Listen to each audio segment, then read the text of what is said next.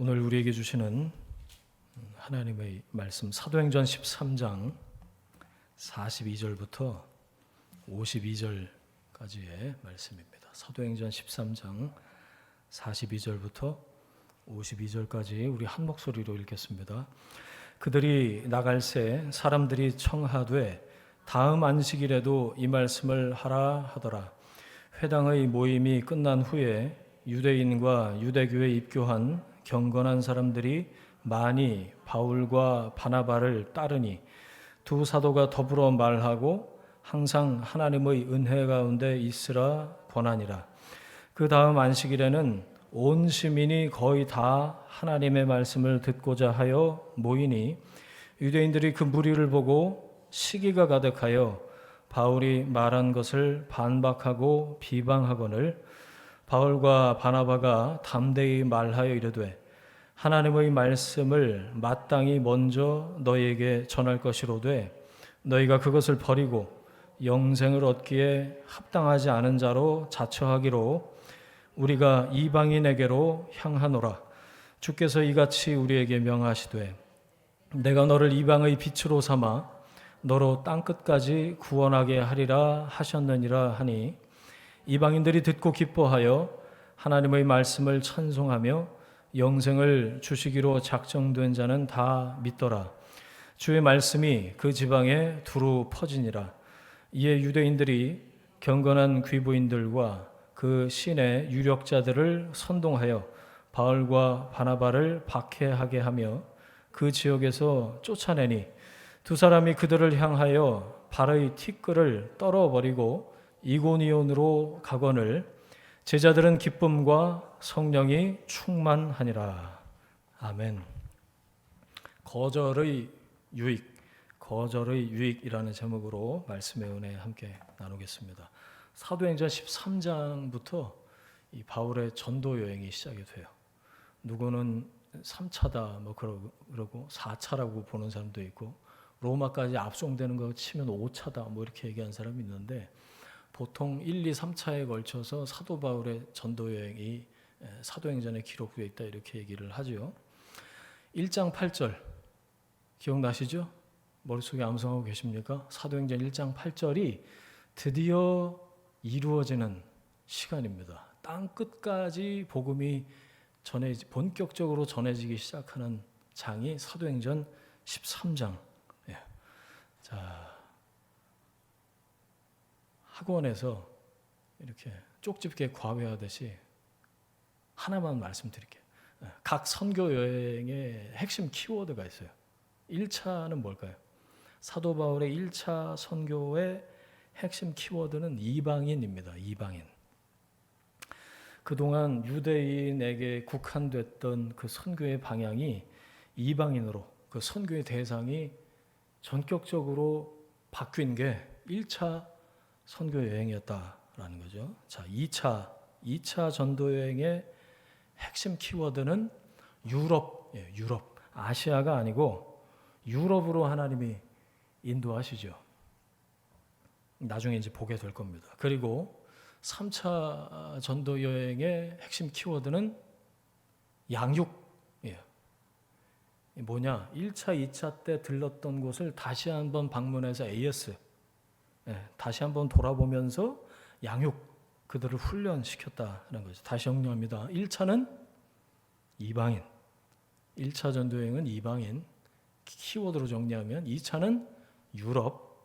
3차는 양육. 적어놓고 기억하세요. 이제 막 1차 전도여행이 시작됐습니다. 13장 9절 보세요. 9절 말씀. 바울이라고 하는 사울이 이렇게 나와요. 주어가. 사울이 이름이 변해서 바울 된 게 아니다라고 말씀드린 거 기억나시죠? 원래 이 헬라권에 있었던 유대인들은 이름이 두 개였다. 그동안 유대인들을 향해서 있었던 사울이 청년 사울이 이제 본격적으로 사도 바울로 사역을 시작하는 장면이 13장 9절이에요. 커다랗게는 베드로에게서 바울로 바통 터치가 된 겁니다. 13장 이후로 베드로가 이제 안 나와요. 바울이 선교 여행의 주도권을 잡고 쭉 가는 거죠. 사도행전에 처음으로 이 스데반의 순교 현장에 있었던 그 청년 사울이, 그때 처음 등장했던 청년 사울이 아니라 이제 사도 바울로 본격적인 사역을 시작하는 장면이에요. 몇 년 걸렸죠? 다메섹 도상에서 예수님 만나고 나서 지금 13장 9절 스타트할 때까지 무려 13년 걸렸어요. 다메섹 광야에서 3년, 자기 고향에서 10년, 무려 13년 걸렸어요. 하나님이 그동안 준비시키신 거예요. 바울만큼, 청년 사울만큼 다방면으로 능통한 사람이 없습니다. 유대인뿐만 아니고 이방인에 대해서도 누구보다 잘 알고 있는 사람이 청년 사울이었어요. 그런데 청년 사울이 사도 바울로 쓰임 받을 때까지 하나님과만 독대하는 시간이 필요했다는 거예요. 내 편에서 하나님 나 준비됐어요, 쓰세요, 이게 아니고요. 하나님이 보실 때 하나님의 타이밍이, 하나님의 시간표가 필요했다라는 거죠. 여러분, 내가 생각하는 때와 하나님이 나에 대해서 생각하는 때, 그때는 다릅니다. 그렇죠? 제가 한번 여쭤볼게요. 여러분, 어떤 때가 내가 생각하는 나의 때, 하나님이 생각하시는 나의 때, 어떤 때가 더 온전하겠습니까? 속으로 한번 대답해 보세요. 어떤 때가 더 온전하다고 생각하세요? 어떤 때가 더 아름답겠냐고요? 어떤 때가 후회가 없을까요? 여러분, 내 때를 고집하고 내 방법을 고집하는 내 안에 있는 이 심리학 용어로 하면 에고, 내 자아를 부인할 때, 내려놓을 때, 내가 누릴 수 있는 그 권리를 포기할 때 하나님이 일하십니다. 하나님 좀 계셔요. 제가 할게요. 이러면 하나님 일하실 틈이 없으신 거예요. 여러분 어떻게 하시겠어요? 내 때와 하나님의 때가 혹시 부딪히게 됐을 때, 내 머릿속에서, 내 계획에서, 내 생각에서 무려 13년이 걸려도 여러분 괜찮으시겠어요?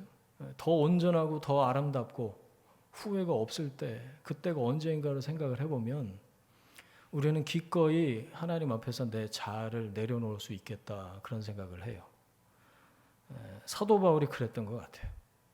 13장 9절에 와서 바울이라고 하는 사울이 이제 시작을 하는 거죠. 여러분, 일생 동안 한 번 살아서 일생인데, 한일자, 날생자, 그래서 일생이잖아요. 한 번 살아서 일생인데 하나님께 쓰임받는 삶을 살길 원하십니까? 진짜 그렇다면 내 시간표를 먼저 내려놓는 것부터 해야 돼요. 그리고 하나님의 타이밍에 나를 맞추는 그 연습, 훈련, 이 시간이 필요한 줄로 압니다. 그렇게 준비됐을 때 하나님께서 하나님의 때에 하나님의 방법으로 하나님의 사람을 그릇으로 사용하신다. 결국에는 담겨져야 될 거는 예수 그리스도 십자가 복음이에요. 하나님의 일하심이지 내가 그 그릇에 나를 담아서 전하는 게 아니잖아요. 하나님이 나를 그릇으로 사용하신다. 근데 디모데전서 보니까 무슨 그릇 사용하신다고요? 깨끗한 그릇. 여러분, 정결하게 여러분을 주의 나라와 영광을 위해서 준비하는 여러분 되시길 바랍니다. 그래서 아름답게 쓰임받는 삶을 살아야 되지 않겠습니까? 하나님의 뜻과 인도하심을 아는 거, 깨닫는 거 한 번에 되는 게 아니죠. 절대로 하루아침에 될 일이 그런 경우가 없습니다. 처음부터 100% 이해가 돼서 따라 나서는 사람은 없어요. 어떤 때는 그래서 말씀을 통해서 하나님 주로 깨닫게 하시고, 어떨 때는 이벤트, 어떤 사건들을 통해서 깨닫는데 처음부터 선명한 게 아니고 흐릿한데 점점 뚜렷해지고 선명해지는 거죠. 사도 바울의 1차 전도 여행이 그랬다는 겁니다. 13장 보면서 그런 생각 좀 하셨어요. 어떻게 시작이 됐죠? 13장 1절을 한번 보시겠어요? 안디옥에 5명의 리더들이 같이 금식하고 기도하고 예배드리다가 성령의 음성을 듣죠. 누굴 세우라고요? 바나바와 바울을 따로 세우라. 그래서 안디옥 교회가 바나바와 바울 두 사람을 파송합니다. 여러분 이거 보면서 무슨 생각하셨어요? 저는 큰일 났다 그 생각했어요. 왜냐하면 그 두 명이요 누구죠? 안디옥 교회를 세운 사람들이에요. 파운더. 근데 그 둘을 따로 세워서 파송해 버려요. 그런데도 안디옥 교회가 전혀 문제가 없었다는 겁니다. 그렇죠? 이걸 통해서 알 수 있는 게 있어요. 여러분 교회의 머리는 3,000명, 5,000명 설교로 돌아오게 만든 베드로도 아니고요. 13장 이후로 사도행전의 역사를 쫙 끌고 갔던 바울도 아니에요. 교회의 머리는 예수 그리스도이신 줄 믿습니다. 그걸 우리가 알 수 있어요. 안디옥 교회를 세운 파운더를 기도해서 파송해버려. 가라고 그러는. 근데 교회가 아무 문제가 없어요. 왜? 교회의 머리는 예수 그리스도이시기 때문에. 시작했어요. 첫 번째로 향한 곳. 바나바의 고향이었던 구브로 섬이었습니다. 사이프러스. 지중해 이렇게 창세기 공부하면서 지중해 몇 번 그렸었죠. 기억나세요? 거기 옆에 지중해 안에 구브로 섬이 이렇게 있어요. 바나바가 자기 고향으로 먼저 간 거예요. 거기서 누굴 만나요? 그 구브로 섬에 총독이 있었습니다. 그 당시 고위직 세르기오 파울로스, 서기오 바울이라는 그 구브로의 총독을 어떻게 하죠? 말씀으로 변화시키는 일이 거기 나오죠. 바나바가 훌륭하게 브릿지 역할을 해냈습니다. 그리고 이제 성령의 인도로 바울이 전면에 등장하죠. 그 총독이 어떻게 했다고 그랬죠? 거기 보니까 말씀을 듣고 싶어 했대요. 이것도 희한한 일이에요. 그런데 그 옆에 누가 있어요? 거짓 선지자, 마술사, 엘루마가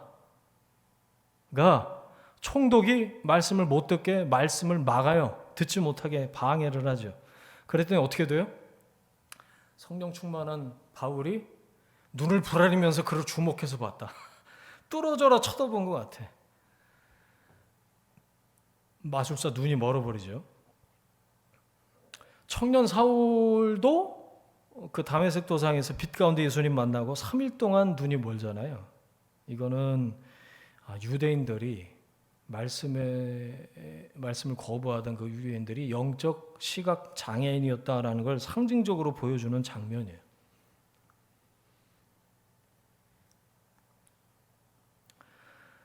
이 스토리에서 중요한 것은 능력이 아니라 말씀이 본질이라는 겁니다. 자, 한번 보세요. 7절. 총독이 하나님의 말씀을 듣고자 했는데 8절에 보니까 마술사가 믿지 못하게 힘썼다 그랬죠. 어떻게 방해했는지 성경에는 안 나와요. 옆에서 계속 마술을 부렸는지 아니면 뭐 꼬드겼는지 어쨌든 방해를 했대요. 자, 9절. 마술사를 성령의 능력으로 제압해버리죠. 그러니까 능력 대 능력 대결로 해갖고 그냥 제압해버려, 뭉개버린 거예요. 그래서 결론은 뭐냐? 12절에 결과적으로 총독이 믿게 됐고 주의 가르치심을 놀랍게 여겼다. 자, 마술사를 제압하는 바울의 능력이 아니라 능력 보고 마술사도 제압하네? 그래서 놀란 게 아니고 뭐에 놀랐다고요? 주의 가르치심, 말씀에 놀랐다는 거예요. 여러분 이게 뭐냐? 본질은 능력이 아니고 말씀이라는 거예요. 능력은요, 그러면 말씀을 듣게 만드는 통로라는 겁니다. 그런데 우리가 그 통로에만 집중하고 있으면 본질은 놓쳐버리는 거죠. 능력에서만 끝나면요, 그래서 미혹당하기가 쉽다는 거예요. 그걸 알려주기 위해서 이 구브로 섬의 마술사 엘루마 이야기가 기록이 되어 있는 거예요. 여러분, 능력에만 집중하고 능력에만 관심을 두면 말씀 가로막는 마술사 되기 십상입니다. 본질은 능력이 아니라 주의 말씀인 줄 믿습니다. 여러분, 여러분의 그래서 신앙적인 관심을 능력이 아니고 말씀에 두셔야 된다. 귀신 쫓고 병 낫고 예언하고 여러분 타종교회도 얼마든지 있어요. 이단도 그런 거 많이 해요. 근데 그런데 치고 인격적이신 하나님 가르치신 데를 못 봤어. 맨날 그것만 하지. 가면 귀신 쫓고. 책임 있는 그리스도인으로서의 삶, 시민으로서 우리가 어떻게 살아야 될 건가? 도덕이고 윤리적인 것에서 우리가 우위에 있어야 되고 하나님 믿는 사람들이 어떻게 책임적으로 이 땅에서 살아가야 되는지 그런 걸 안 가르쳐요. 그런 데는 가면 예언하기 바쁘니까. 자기 부인을 통한 영적인 성숙 이런 거 얘기 안 합니다. 귀신 쫓기 바쁘니까. 여러분, 이런 본질적인 것에 천착하는 사람들이 능력을 구가하고 능력에 관심을 갖고 희한한 것에 눈 돌리고 이런 사람들 안에 그런 사람들이 없다는 거예요. 마술은 눈에 보이는 거로 현혹하는 거죠. 말씀을 듣지 못하게, 말씀을 믿지 못하게 만든다는 거예요. 가만 보니까 욕심을 부추기더라고요. 점점 교만하게 만듭니다. 그래서 하나님을 어떻게 생각하게 만드는 줄 아세요? 내 문제 해결해 주는 해결사쯤으로 둔갑을 시켜요. 헌금 내면 하나님이 기도를 들어주신 것처럼 그렇게 하나님에 대한 오해를 갖게 만들죠. 이걸 네 글자로 샤머니즘이라고 그래요. 말씀을 듣지 못하게, 말씀을 믿지 못하게 하는 마술은 제압되어야 합니다. 우리 안에도 내가 스스로 일으키는 그런 마술이 있을 수 있어요. 본질이 능력이 아니고 말씀인데 말씀이 아니라 엉뚱한 것에 자꾸 관심을 갖게 하는 거, 그게 내 안에서 내가 마술을 부리고 있는 거예요. 그 샤머니즘을 벗어나야 돼요. 성령은 무슨 영이요? 진리의 영이시죠. 좀 이따 외우겠습니다. 다 외워오셨어요?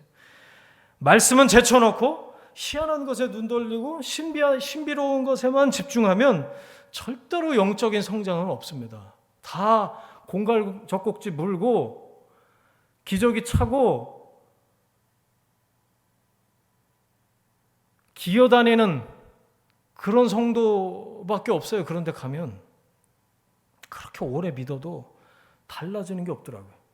여러분 함께 예배 드리고 또 이 시간에 이 말씀 듣는 여러분에게 하나님의 말씀으로 건강하고 균형 잡힌 그런 성장과 성숙이 있으시길 축원합니다. 자, 13절 보세요. 버가를 지나서 14절 비시디아 안디옥에 도착했습니다. 안디옥이 저 지중해 바로 오른쪽 위에도 있고 왼쪽 위에도 있어요. 근데 여기는 이제 비시디아 안디옥에 도착을 했어요. 그곳에서 바울이 안식일에 회당에서 설교하는 내용이 길게 기록이 되어 있죠. 그저께 본문, 묵상 본문이에요. 15절부터 41절까지 길게 기록이 되어 있어요. 자, 그건 뛰어넘고 그건 여러분들 묵상하셨다고 생각하고 42절 보세요. 오늘 본문이에요. 끝나고 나오는 거예요. 사도 바울이 말씀을 다 전하고 끝나고 나오는데 사람들이 뭐라 그러죠? 다음 안식일에도 좀 와서 그 말씀을 좀 전해달라고. 제가 이거 보면서 무슨 생각했을까요, 여러분? 바울이 너무 부러웠어요. 이런 말 들어야 되는데 맨날 설교 길다는 얘기나 듣고 있으니까 회개합니다.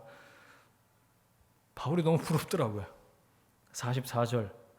그 다음 안식일에 어떤 일이 있었어요? 온 시민이 비시디아 안디옥의 거의 모든 시민들이 다 그 회당에 와서 거의 다 하나님의 말씀을 듣고자 하여 모이니 그랬어요.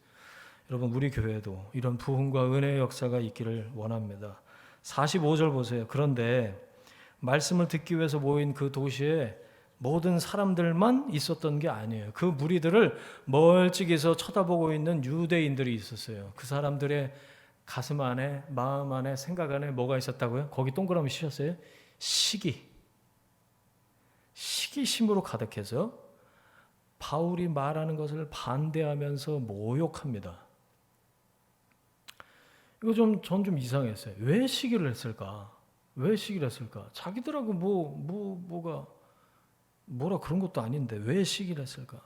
생각하다가 그런 결론에 당도했어요. 주도권이 회당에서 모였으니까 유대인들이 자기들 마음대로 했던 그것들을 이제 주도권이 바울에게로 넘어가는 걸 이렇게 보니까 이거 우리는 뭐야? 우리는 이제 떨거지되는 거야?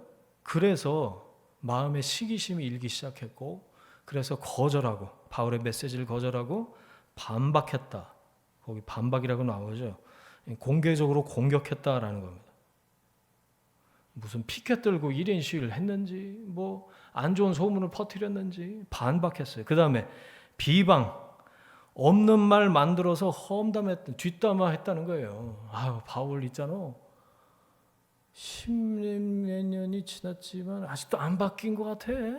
뭐 이런 말을 만들어서 유대인들이 뒷담화했다는 거예요.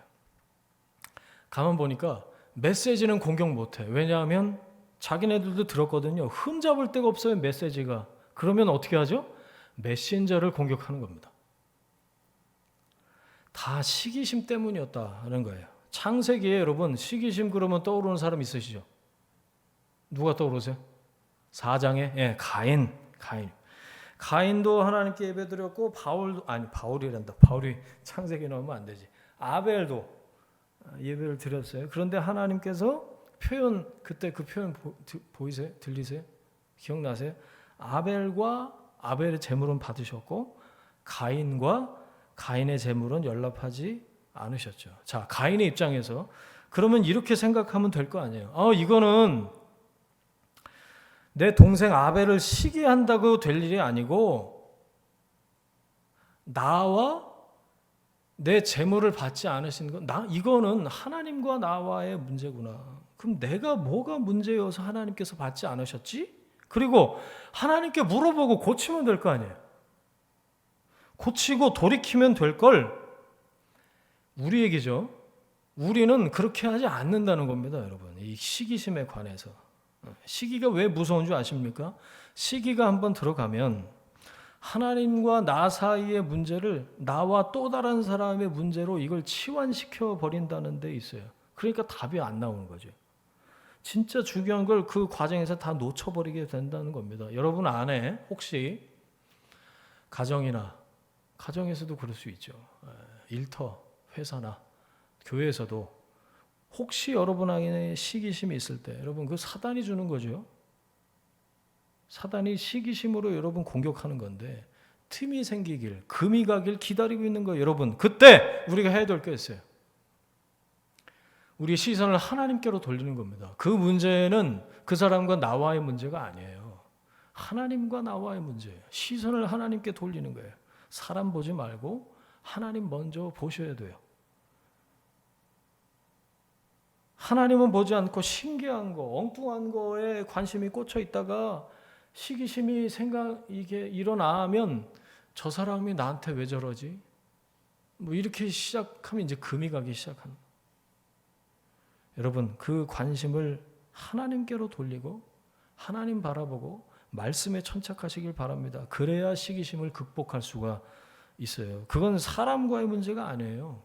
나와 하나님과의 문제예요. 하나님 앞에서 내가 돌이켜야 될 것이 무엇인지 여쭤보세요. 말씀에 비추어서 나를 살피세요. 그러면 하나님의 뜻을 점점 더 명확하게 깨달을 수 있게 되는 줄 믿습니다. 46절 보세요. 바울과 바나바가 시기하는 유대인들을 상대로 담대하게 대답을 해요. 이 상황이 어떤 상황이죠 지금? 말씀을 전했는데요. 거의 모든 시민들이 와서 말씀을 듣는 다 환영하고 막 영접하고 그런 분위기 안에서 유대인들이 거절한 거예요. 냉혹하게. 다들 좋다고 다음 주도 와달라고 다다음 주도 와달라고 뭐 이러고 있는데 비시디 안디옥에 있는 모든 시민이 와서 막 눈이 초롱초롱 해갖고 말씀 듣고 그런 환영과 영접 안에 있으면서 바울이 혹여 그래 이거지 라고 생각했을 수도 있죠. 그런데 그런 상황에서 어디서 튀어나왔는지 유대인들이 시기하고 반박하고 비방하고 거절을 하니까 기분 좋을 리가 없어요. 천하의 뭐 바울 할아버지라도 기분 좋을 리가 없어요. 내가 왜 이 고생하나? 내가 이러려고 여기까지 와서 뭐 하고 있나? 여러분 바울은 그렇게 생각하지 않았다라는 거예요. 오히려 거절이 바울에게 유익이 됩니다. 유대인들의 거절이 바울에게 유익이 돼요. 저는 오늘 여러분하고 이 말씀을 좀 나누고 싶었어요. 여러분 거절당하면요 확실해지는 게 있어요. 방향이 확실해집니다. 거절당하면요 거절당해 보셨어요? 거절당하면 복잡했던 게 정리가 되던데요.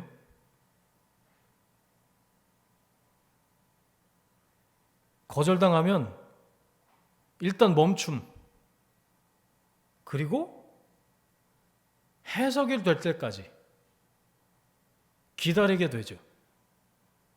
제 경험입니다. 그러다가 어디서부터 꼬인 거지? 그 얽힌 실타래의 끝부분이 보이기도 해요. 자, 13장이 사도 바울의 1차 전도 여행이라고 말씀드렸잖아요.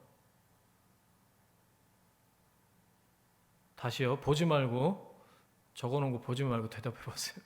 1차 키워드 이방인, 2차 유럽, 3차 양육. 예, 잘 기억하셨어요.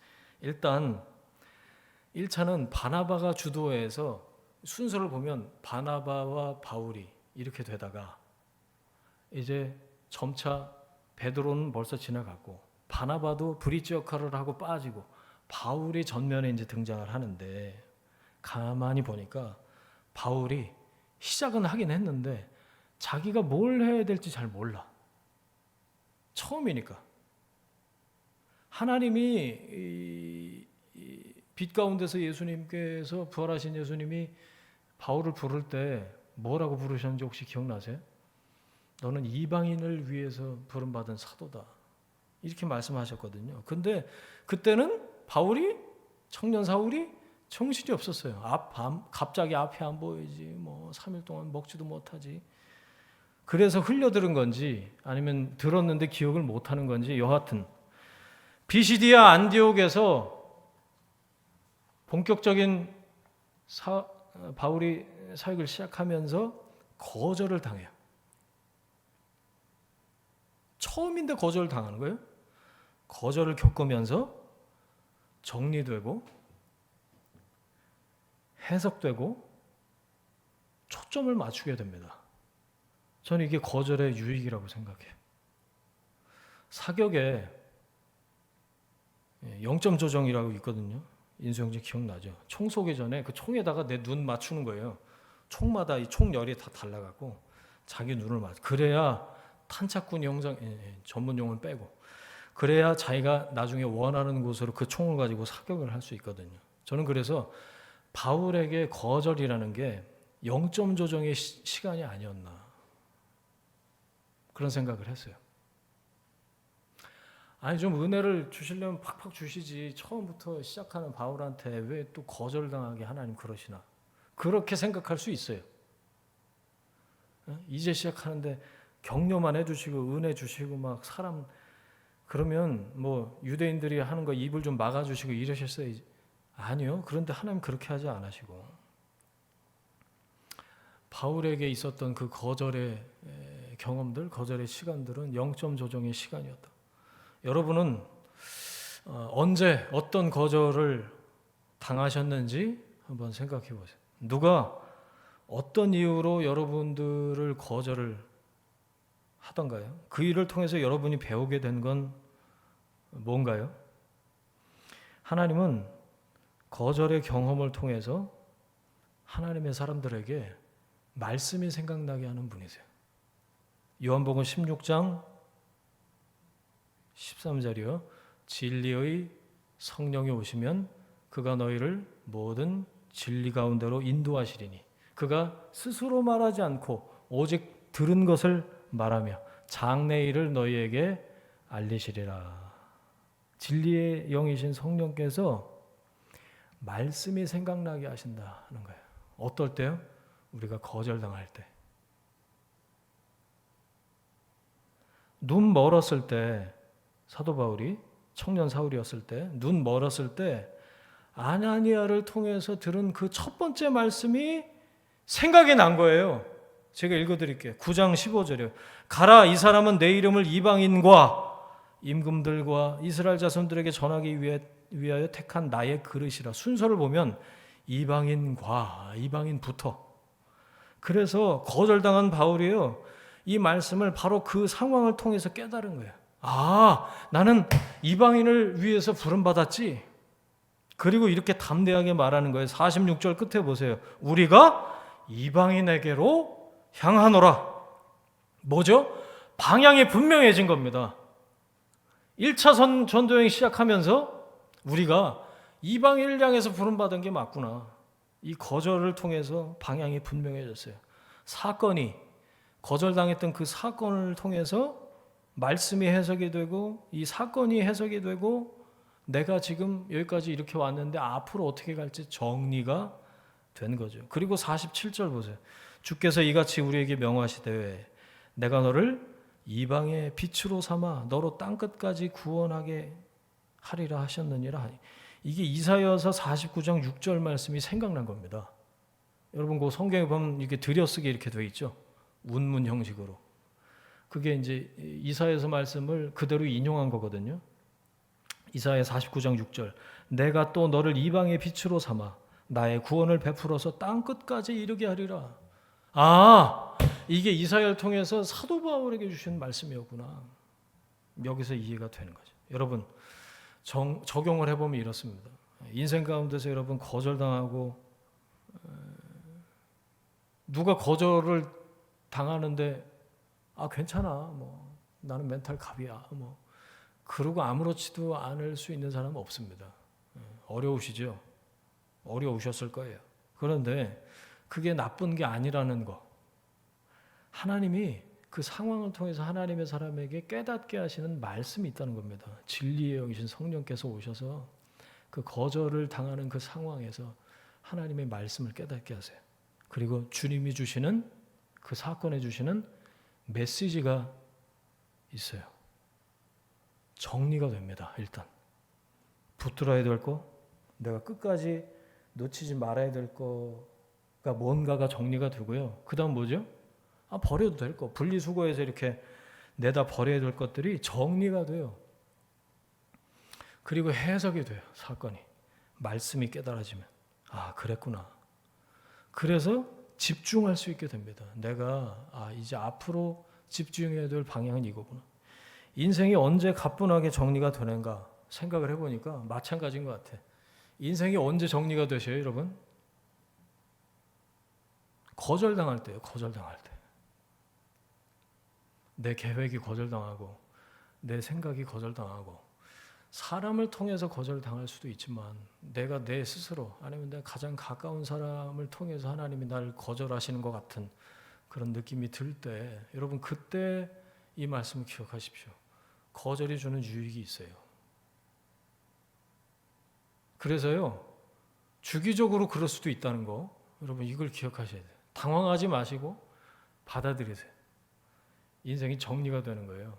해석이 되고 대나무 이렇게 올라가듯이 매듭이 지어지는 그런 시간들, 아까 0점 조정의 시간이라고 말씀드렸는데 그런 시간들이 주기적으로 있을 수도 있다는 거예요.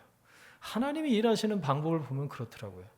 거절감, 이게 굉장히 중요한 우리 안에서 해결되어야 될 감정 중에 하나인데 거절을 통해서 하나님께서 정리하시고 해석하시고 초점을 맞추게 만드신다. 기억하십시오. 제일 중요한 게 있어요. 하나님은 여러분을 거절하지 않으셨어요. 그러면 되는 거 아니에요? 하나님은 여러분을 한 번도 거절하신 적이 없어요. 내 기도를 거절하신 적 없으시고 하나님 앞으로도 나를 거절하지 않으실 것이고 어떻게 보면 알죠? 누가복음 15장 밤마다 문 열어놓고 이 집 나간 이놈 새끼가 언제 오나 그 아버지의 마음을 우리가 깨닫게 되면 하나님은 절대로 나를 거절하지 않으시는구나. 하나님이 여러분을 거절하지 않으셨습니다. 한 번도 여러분 거절하신 적이 없으셨어요. 거절 당하셨습니까? 예, 나를 거절하신 적이 없으신 앞으로도 거절하지 않으실 그 주님 안에 머물기로 작심하셔요. 그러면 그 거절을 통한 유익이 여러분 안에 있을 거예요. 그러면 하나님이 분명히 로마서 8장 모든 것을 다 합해서 선을 이루실 것입니다. 여러분 믿으십니까? 모든 게 다 평탄하다고만 좋은 게 아니에요. 오르막이 있으면 내리막도 있겠죠. 골짜기가 있으면 꼭대기도 있겠고 중요한 건 내 인생이니까 내가 알아서 살면 되지, 그게 아니잖아요. 내 삶의 주인 되신 하나님이 나와 동행하시고 나를 붙들고 계시고 나를 인도하신다는 사실이 중요한 줄 믿습니다. 여러분, 거절을 통해서 다시 하나님께 시선을, 초점을 맞추는 여러분 되시길 축원합니다. 그러면 진리의 성령이 오셔서 진리 가운데로 인도하실 줄 믿습니다. 고약한 일이 계속돼요. 50절 보세요. 유대인들이 바울을 시기하고 비방했던 그 사람들이 누구를 섭외해요? 매수하는 거죠. 경건한 귀부인. 그 도시의 리더를 선동해요.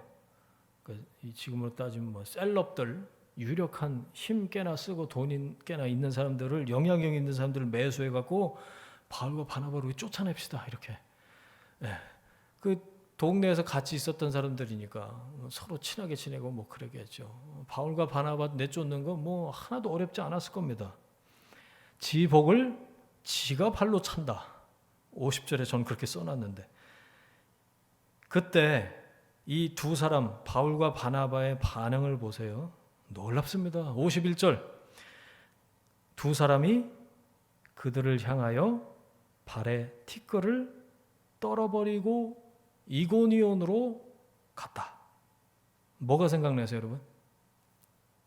예수님이 제자들한테 하신 말씀이에요. 마태복음 10장 14절. 누구든지 너희를 영접하지도 않고 말을 듣지도 않거든 그 집에나 성에서 나가 너의 발의 먼지를 떨어버려라. 예수님이 제자들을 보내시면서 하신 이 말씀이 생각이 난 것 같아. 바울과 바나바가. 그래서 그 생각난 그 말씀 그대로 순종한 거예요. 이 피시디 안디옥이 말씀을 더 이상 받지 않길 원하네. 성에서 나가라고 그러네. 그러니까 발에서 먼지를 툭툭 털고 갔다는 거예요. 여기서 중요한 거는 먼지 터는 것도 중요하지만 그 말씀, 깨달은 말씀, 생각난 말씀 그대로 순종했다는 게 중요해요.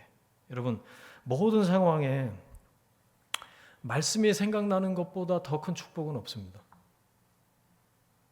더 큰 은혜는 없어요. 나 무엇과도 주님을 바꾸지 않으리.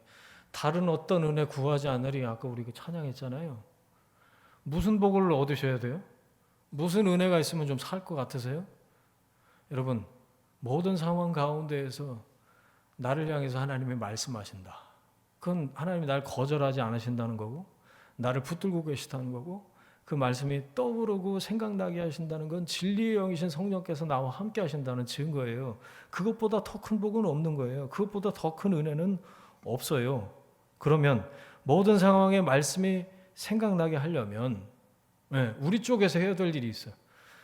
주파수를, 안테나를 진리의 영이신 성령께 맞추고 있어야 되는 거죠. 엉뚱한 데다가 다이얼 돌려갖고 맞춰놓고 그러면 안 들려요. 안 들려. 제가 해봐서 알아요. 여러분, 민감하게, 예민하게, 열왕기하 18장 19장 보면 엘리야 불후에 세미한 소리가 있는지라 그랬어요. 우리가 원하는 거는 막 지진과 같은, 번개와 같은, 천둥과 같은 그런 말씀들이겠지만 하나님은 그 불이 다 지나간 후에 세미한 소리로 말씀하십니다. 우리가 다른 것에 향해 있던 관심을 하나님께로 돌릴 때, 시선을 하나님께 다시 맞출 때, 그때 하나님의 세미한 음성이 들려오기 시작해요. 우리 주파수를 그 음성에 맞추고 있어야겠고, 또 중요한 거, 이 거룩한 하나님의 말씀 우리가 암송하고 있을 때 우리 안에 빈 폴더가 아니고 여기서 다시 이렇게 올라온다. 그래야 떠오르겠죠. 그 다음 이고니온으로 가거늘. 전 이거 보면서 좀 눈물이 나더라고. 이고니온으로 가거늘. 뭐죠? 집으로 돌아가지 않았다는 겁니다. 집으로 돌아가지 않았다. 이 얘기를 왜 할까요? 집으로 돌아간 사람이 있었잖아요. 버가에서 누가 갔어요? 마가 요한이 걔네 집이, 그 친구 집이 좀 살았어요. 다락방에 150명이 모였잖아. 여러분 집에 몇 명이 모일 수 있어요? 그냥 안방도 아니고 다락방에 150명이 모였다니까. 그러니까 그 집이 좀 살았다는 거예요. 마가 요한은 뭐죠? 도련님. 뭐 색동적으로 입었을까? 근데 막 선교지 오니까 비대가 없네. 그리고 막 저 산지 이 버가에서 비시디 안디오까지 가려면 해발 1000고지를 넘어야 되거든요. 올라가다가 갔는지 가기 전에 갔는지 어쨌든 예루살렘 자기 집으로 돌아가 버려요. 그런데 바울과 바나바는 거기서 거절당했다고 돌아가질 않아요. 이고니온으로 향하거늘. 이럴 수 있어요. 거절당하면 그만하자. 아닌갑다. 집에 가자. 그럴 수 있죠. 그리고 퇴퇴퇴 발에 티끌만 떨어버리는 게 아니고 침 뱉을 수도 있어요. 비시디야 이거 안 되겠구만. 막 저주하고. 저 같으면 그랬을 것 같아요. 근데 여기서 통쾌한 게 뭐냐. 발의 먼지를 털고 난 다음에 중단된 게 아니라 계속해서 하나님의 사역을 keep going 계속했다라는 거예요. 이고니온으로 가거늘. 놀랍지 않습니까? 간만에 거의 다 했어요. 예화 하나 하고 말씀을 정리하겠습니다. IMF 때 기억나세요? 98년인가 99년인가 뭐 그랬던 것 같아요. 99년에 지하철에서 실제 있었던 일이에요. 중년의 외판원이 사람들 한가운데 서서 큰 소리로 혼자 물어보고 혼자 대답합니다. 여러분, 제가 여기 왜 서 있는지 아십니까? 좋은 물건 하나 여러분한테 소개하려고 섰습니다. 어떤 거냐? 플라스틱인데. 플라스틱 머리에 솔이 달린 겁니다. 뭐겠어요? 여러분 상상하는 게 맞습니다. 칫솔입니다. 좀 팔아본 것 같죠, 제가 톤이. 이거 얼마일까요? 머리 쓰지 마세요. 1,000원입니다.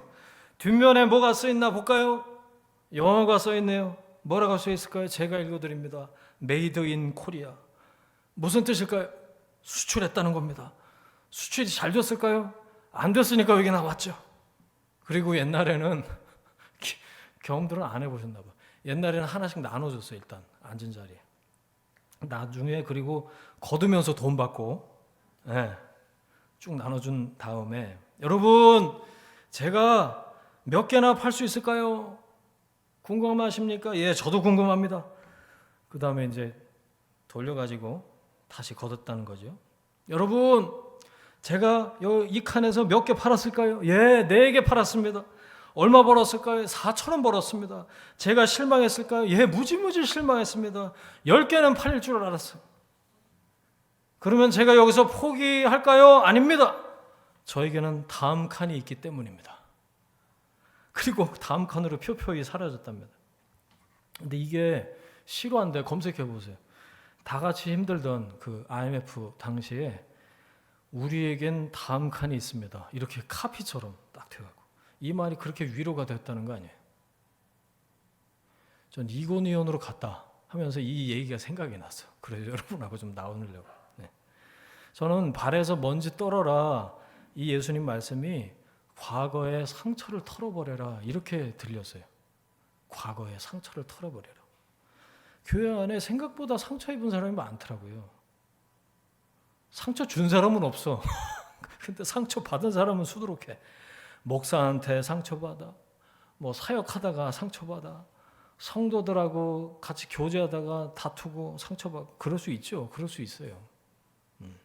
그런데 여러분 과거의 상처를 툭툭 털고 이고니온으로 가셔야지. 다음 칸으로 가야지. 새롭게 keep going 해야죠. 과거에 묶이지 말고 툭툭 털고 다음 칸으로 가야 되지 않겠습니까? 가는 곳마다 성령의 충만으로 새롭게 시작할 수 있는 사람이 하나님의 사람인 줄 믿습니다. 예배 시간이에요. 먼지 터는 시간이에요. 예배 끝나고 갔는데도 먼지가 묻어 있어. 그럼 문제가 있는 겁니다. 예배가 잘못됐든지 내가 잘못됐든지.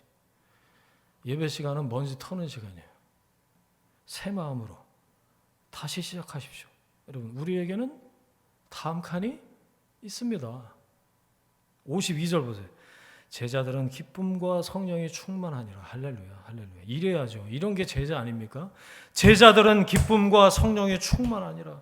예수 믿으면서요 우거지 죽상인 사람이 얼마나 많은지 교회 다닌다면서 밤낮 기도한대. 그런데 미간에 인내 척자가 선명해져. 기도를 하면 할수록 여기가 선명해. 그리고 막 우리 교회가 그래서 새벽 기도를 안 하는 건 아닌데, 새벽 기도 나가니까 잠 못 자고 피곤해서 날카로워 사람이. 새벽 기도 그래서 그런 건 아닐 텐데. 그리고 짜증 부리고 막 이러면 누가 나보고 예수 믿겠냐고요. 생각해 보세요. 너 교회 다닌다며 왜 이렇게 우거지 죽상이냐, 얼굴에 기쁨이 하나도 없냐, 그러면 전도가 되겠냐고. 오히려 가로막는 거지. 여러분, 말씀을 정리하는데, 말씀에 순종해서 복음을 전하는 삶에 환영과 영접만 있는 게 아니에요. 이 전도행을 시작하는 바울과 바나바 보세요. 거절도 있었다. 하나님은 우리가 경험하는 그 거절을 통해서 유익하게 거절까지 다 플러스 합해서 선하게 이끄시는 분이십니다. 우리는 그 거절을 통해서 정리가 되고요, 해석이 되고요, 초점을 맞출 수 있게 됩니다. 진리의 영이신 성령님께 성령의 음성에 귀를 기울이면 거절의 유익을 누릴 수 있게 되는 줄 믿습니다. 그 거절을 통해서 오히려 더 놀라운 일들을 이루어 가시는 하나님을 경험할 수 있는 줄 믿습니다. 상처가 있을 수도 있어요. 그럼 어떡하라고요? 먼지 털고 가는 거예요. 먼지 털고. 상처로 살 이유가 없어요. 하나님이 보여주시는 비전과 꿈으로 사십시오. 다음 칸으로 가셔요. 다음 칸으로 사세요. 나에게는 다음 칸이 있어요. 나에게는 계속 가야 할, 해야 할 이곤이온이 있다고요. 여러분, 기쁨과 성령이 충만한 제자들로 주어진 길, 여러분에게 주어진 길 담대하게 걸어가는 하나님의 사람들이 되시기를 주의 이름으로 축원합니다. 아멘. 기도하겠습니다. 이 시간에 깨달은 말씀, 주신 말씀 붙잡고 함께 합심해서 한번 같이 기도하게 하겠습니다. 함께 기도합니다. 하나님 아버지 감사합니다. 말씀을 깨닫게 하시고 은혜 주시니 감사합니다. 하나님, 능력이 아니라 말씀에 집중하게 하여 주옵소서. 거절을 두려워하지 않고 그 거절을 통해서 정리하고 해석하고 초점을 맞추게 주님 도와주옵소서. 내 삶에 있는 상처를 털어내고 맡기신 사명을 계속해서 따라갈 수 있도록 주님 인도하여 주옵소서. 그래서 기쁨과 성령이 충만한 그런 제자의 삶을 살기를 원합니다. 거절의 유익이 무엇인지 우리가 깨닫게 하셨사오니 하나님, 그것들을 통해서 우리가 우리 삶에 있는 해석되지 않는 것들이 해석되게 하시고 말씀으로 정리되게 하시고 다시 초점을 맞추어서 하나님 부르신 그 부르심의 상을 향해서, 앞을 향해서 쫓아가는 믿음의 사람들 될 수 있도록 주님 인도하여 주시옵소서. 말씀에 집중하게 주님 도와주시고 거절을 두려워하지 않게 도와주시고 하나님 맡겨주신 사명을 계속해서 따라가는 믿음의 사람들 될 수 있도록 인도하여 주옵소서. 무엇보다도 하나님, 기쁨과 성령에 충만하게 하셔서 하나님, 모두들 우리들을 보고 예수 믿는 것이 무엇인지, 하나님의 사람의 삶이 무엇인지 깊이 깨닫고 함께 이 복음의 일에 동참하는 그런 일들이 일어날 수 있도록 주님 인도하시고 역사하여 주옵소서.